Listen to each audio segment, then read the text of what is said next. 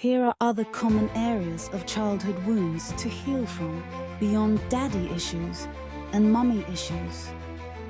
1. Abandonment wounds. Fear of being left behind or unworthy of love leads to clinginess or fear of commitment in relationships. 2. Rejection wounds. Feeling unwanted or dismissed by peers, family, or society may cause low self-esteem, people-pleasing, or emotional withdrawal. 3. Neglect wounds, emotional, physical, or mental neglect, where your needs weren't met, can create feelings of inadequacy and difficulty trusting others. 4.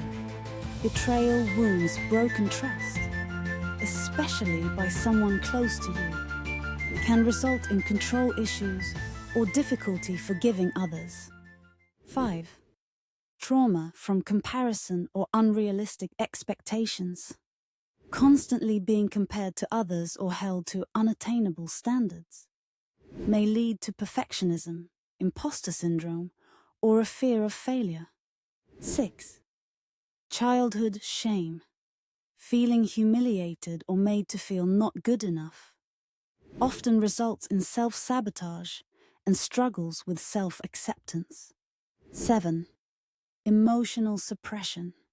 Being told to toughen up or stop crying, leading to bottled emotions, makes it hard to process and express feelings as an adult. 8. Over-responsibility or parentification. Being forced to grow up too quickly or care for others at a young age leads to burnout, difficulty asking for help, or hyper-independence. 9. Sibling or peer rivalry, comparisons, competition, or bullying from siblings or peers can create trust issues or a deep sense of inadequacy. 10. Cultural or identity pressures. Feeling disconnected from your heritage, race, or identity leads to struggles with belonging, pride, or authenticity. 11. Witnessing violence or unstable environments, exposure to conflict, abuse, or instability results in hypervigilance, anxiety, or fear of conflict. Healing involves recognizing these wounds, validating your feelings, and working to release the patterns they created. Therapy, journaling, mindfulness, and inner child work are powerful tools in this journey. Which of these resonates with your experience? Most of the relationships we form, whether with a partner, spouse, friends, or even colleague, tend to mirror the emotional wounds we carry.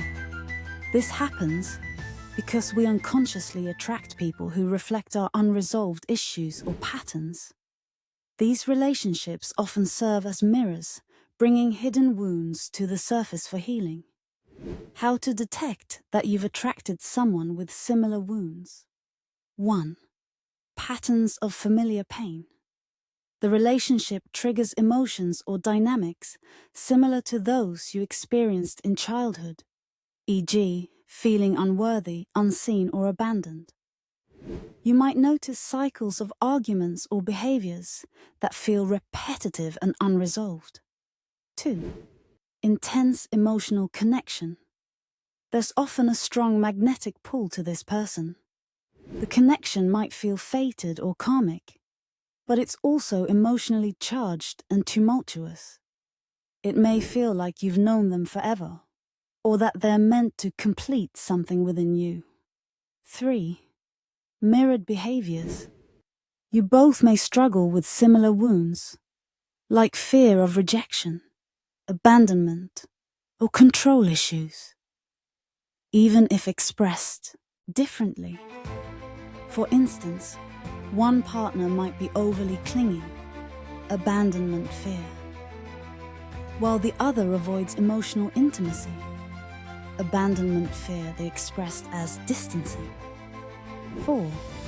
Emotional triggers. They trigger you in ways no one else does. bringing buried pain to the surface. Small disagreements might escalate quickly because they touch unresolved wounds in both parties. 5. A sense of fixing or saving. You feel responsible for healing them, or they seem to want to fix you, creating a codependent dynamic. Karmic relationships and their role. Karmic relationships are intense connections meant to teach life lessons and promote growth. They are often challenging and emotionally exhausting because they highlight wounds you need to heal. These relationships aren't meant to last forever, but rather to prepare you for healthier connections by forcing you to confront unresolved trauma. How to heal from these relationships. 1. Self-awareness. Reflect on the patterns in the relationship and ask, what is this person mirroring back to me? What unresolved wounds are surfacing? Journaling and therapy can help you uncover these patterns. 2. Break the cycle. Focus on healing your inner wounds instead of trying to fix or change the other person.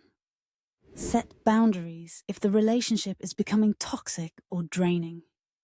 3. Inner child work. Address the unmet needs from your past that are playing out in your current relationships. Give yourself the love, validation, and security you seek from others. 4. Emotional detachment.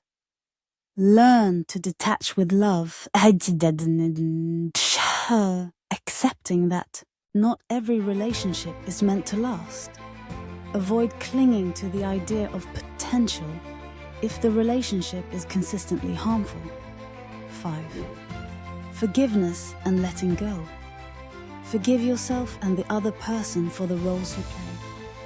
Let go of guilt, blame, or resentment to free yourself from the emotional cycle. What happens after healing?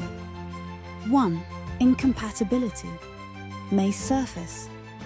Once you heal, you may find that the dynamics that once held the relationship together no longer resonate. Without the shared wounds, the relationship may lose its intensity or purpose, leading to separation, whether as friends, partners, or spouses. 2. Growth through separation.